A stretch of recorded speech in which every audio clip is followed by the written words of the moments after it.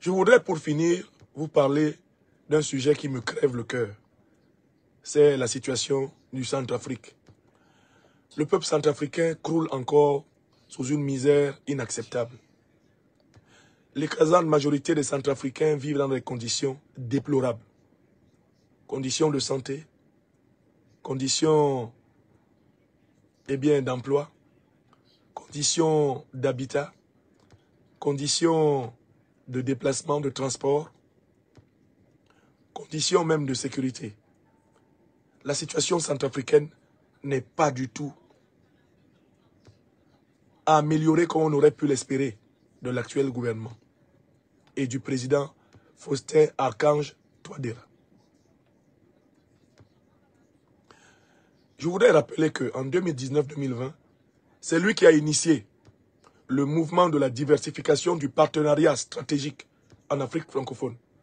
C'est lui qui a fait le grand pas de Sochi en Russie et qui a commencé à inverser les relations géopolitiques et géostratégiques dans son pays en faveur de la Fédération de Russie et en défaveur de l'ancienne puissance coloniale, la France. Vous avez suivi plusieurs de mes émissions ici lorsque je saluais les efforts souverainistes du gouvernement centrafricain. Depuis plusieurs mois, maintenant plus d'une année, le président centrafricain a tourné kazakh.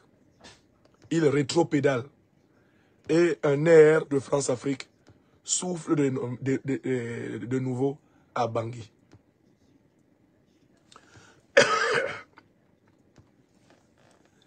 C'est honteux quand on pense aux sacrifices qui ont été consentis par des soldats du Centrafrique dans le cadre du revirement stratégique que le président avait choisi. C'est honteux. Quand on pense aux populations qui ont fondé beaucoup d'espoir dans ce vent de libération qui avait soufflé. C'est honteux. Quand on revient sur les projets phares que ce gouvernement avait lancés et dont aucun n'a abouti, tel le fameux projet de la crypto-monnaie Sango, dont plus personne ne parle. Ça a fait flop. Ça a fait pchit. Où est passée la fameuse crypto-monnaie Sango qui allait rendre le Centrafrique attractif? Ça fait pitié. Le Centrafrique n'a pas organisé un seul événement panafricaniste. Le président centrafricain, qui a pourtant ouvert le chemin, ne s'est pas rapproché activement des 3 étoiles panafricanistes du Sahel, le Mali, le Burkina Faso et le Niger, pour renforcer la diagonale de la libération africaine. Que nous entrevoyons en 2019, 2020 et même 2021. Moi qui vous parle, j'ai participé à soutenir le gouvernement centrafricain actuel, à soutenir le peuple centrafricain, en médiatisant la cause de ce peuple à travers une pétition célèbre, pétition internationale pour la levée de l'embargo sur les armes de la République centrafricaine. J'ai introduit cette pétition-là à l'Assemblée nationale française et sur le site Mes Opinions, où elle a été signée par des dizaines de milliers de personnes. Ce qui a contribué à faire connaître la cause et la souffrance centrafricaine. Tous ces efforts qui ont été consentis par le peuple centrafricain, par l'armée centrafricaine, qui ont été consentis par la société civile, consentis même par les diasporas, consentis par les amis du Centrafrique. Tout ça pour que le président centrafricain aille à Paris demander 10 millions de dollars. 10 millions de dollars d'aide budgétaire. C'est l'information que j'ai lue aujourd'hui et qui m'a fait mal au cœur. Est-ce que le Centrafrique a besoin de 10 millions de dollars d'aide budgétaire. Avec l'or, le diamant, qui sont extraits en Centrafrique, le Centrafrique ne devait-il pas disposer déjà de tonnes d'or, lui permettant de commercer à l'international?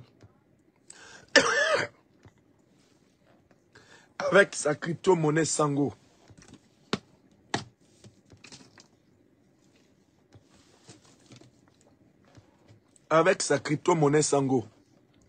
le Centrafrique ne devait-il pas déjà être en capacité de payer en monnaie propre, directement d'économie nationale à économie nationale, les prestations dont il a besoin?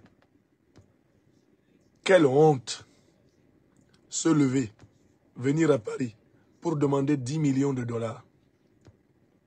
10 millions de dollars, c'est environ combien d'euros? 2 milliards d'euros, c'est 3 millions de dollars. 4 milliards d'euros, c'est 6 millions de dollars.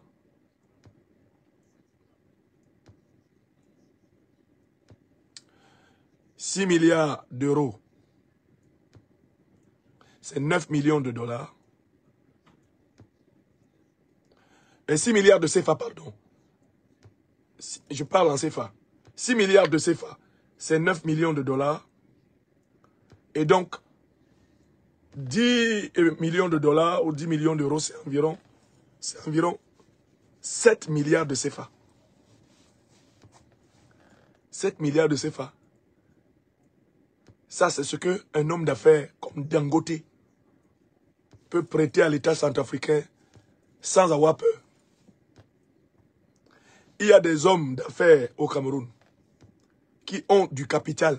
Prêter 7 milliards, c'est rien pour eux.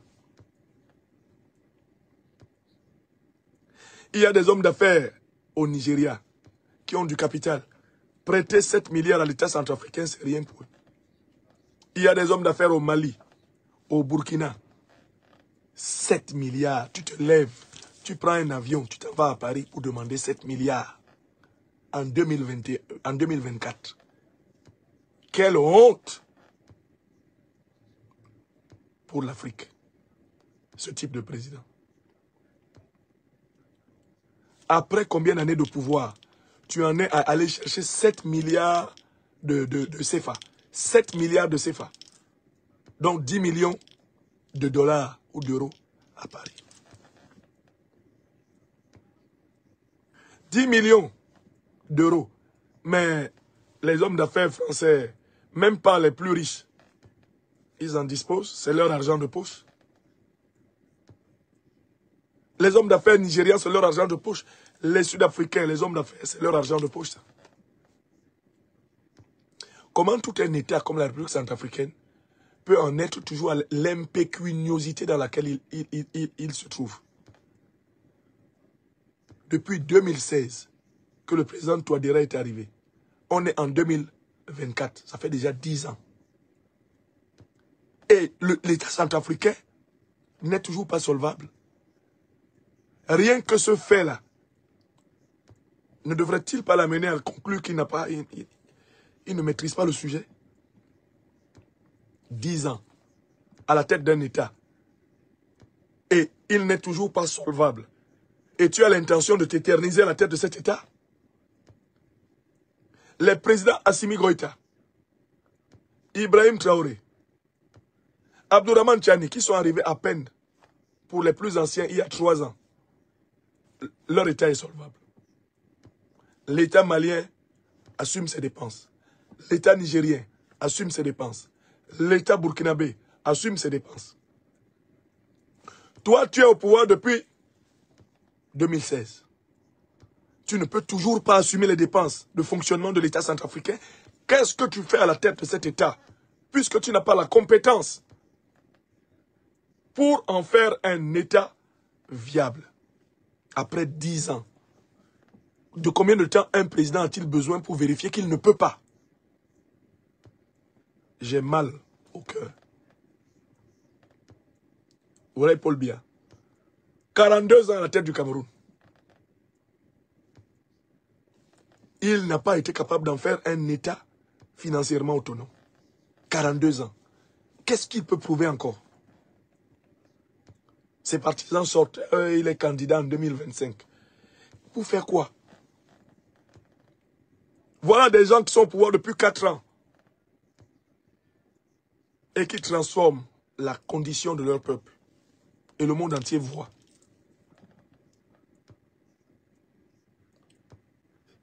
Je suis blessé dans mon âme.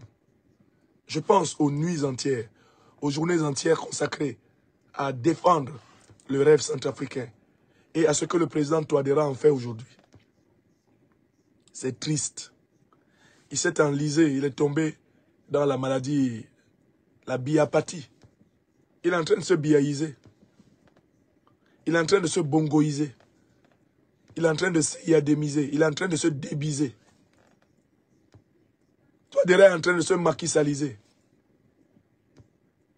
Il est en train de progressivement s'enfoncer dans les pires habitudes de pouvoir. Et quand je le dis, ce n'est pas parce que j'estime que son opposition actuelle est meilleure. Et quand je le dis, ce n'est pas parce que je souhaite que son opposition, qui compte sur la France pour reprendre le pouvoir à Bangui, est meilleure. Je le dis parce que la posture du président Touadéra trahit l'espoir panafricaniste qui avait été fondé en son régime. Il trahit cet espoir.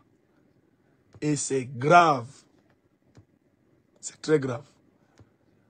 Alors, qu'est-ce qu'on peut craindre? Et puis, on peut craindre que, fatigué des atermoiements du président Touadéra, son allié russe le lâche. Et si son allié russe le lâche, ses comptes seront réglés par les néocolons. On peut craindre qu'à force de faire ce qu'il fait, le peuple centrafricain se retourne contre lui. Et si le peuple centrafricain se retourne contre lui, son allié russe pourrait être obligé de le lâcher. Donc en fait, le président Touadéra est en train de prendre le risque de faire reculer le Centrafrique à la situation ex-ante avant son arrivée au pouvoir. C'est un risque énorme. Et j'espère qu'il écoute la présente conférence. Lui ou ses proches collaborateurs. Et qu'ils lui diront ce mot de Rigobert Song-Bahanak appliqué au football. Mais qui est aussi valable en politique. Quand vous êtes en danger, et que vous savez que vous êtes en danger, vous n'êtes plus en danger. Mais quand vous êtes en danger, qu'à un moment donné, vous ne sachiez plus que vous êtes en danger, alors là, le danger est grave. La conscience du danger est une condition pour l'affronter. Le président Touadéra actuellement prend le risque d'être doublement lâché. Lâché par son peuple, là d'attendre le changement qui n'est toujours pas venu. Lâché par son partenaire, le plus important, la Russie, constatant son incapacité à impulser la transformation du destin de son peuple. Si le président Touadéra croit que les néocolons français pourront lui faire un meilleur sort quand il aura été lâché par le peuple et par ses alliés russes, c'est parce qu'il n'a pas étudié l'histoire des néocolons français. C'est parce qu'il n'a pas étudié l'histoire d'Ali Bongo, de Mobutu, de Bazoum, de Déby, d'Aïdjo. C'est parce qu'il n'a pas étudié leur histoire. C'est parce qu'il n'a pas étudié l'histoire de Laurent Gbagbo, qui donne 2 milliards de CFA à Chirac, et Chirac attaque. C'est parce qu'il n'a pas étudié l'histoire de Kadhafi, qui donne 50 millions de dollars à Sarkozy, et Sarkozy l'attaque. C'est peut-être parce que le président Touadéra croit que lui, il est une exception universelle. Mais c'est avec ce type de dispositif psychologique qu'on ne voit pas la catastrophe arriver.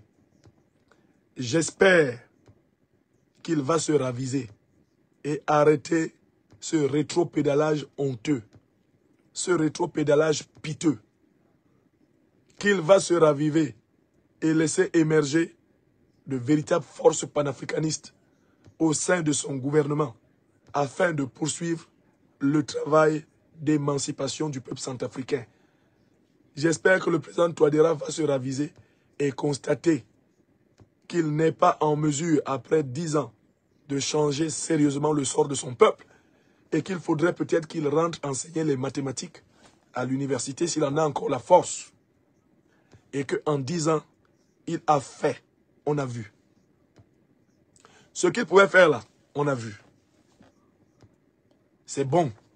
La première chose, abonnez-vous à cette page, cliquez sur le bouton s'abonner qui s'affiche juste en bas. Et la deuxième chose, cliquez sur la cloche de notification pour ne rater aucune des vidéos que je publie ici très régulièrement.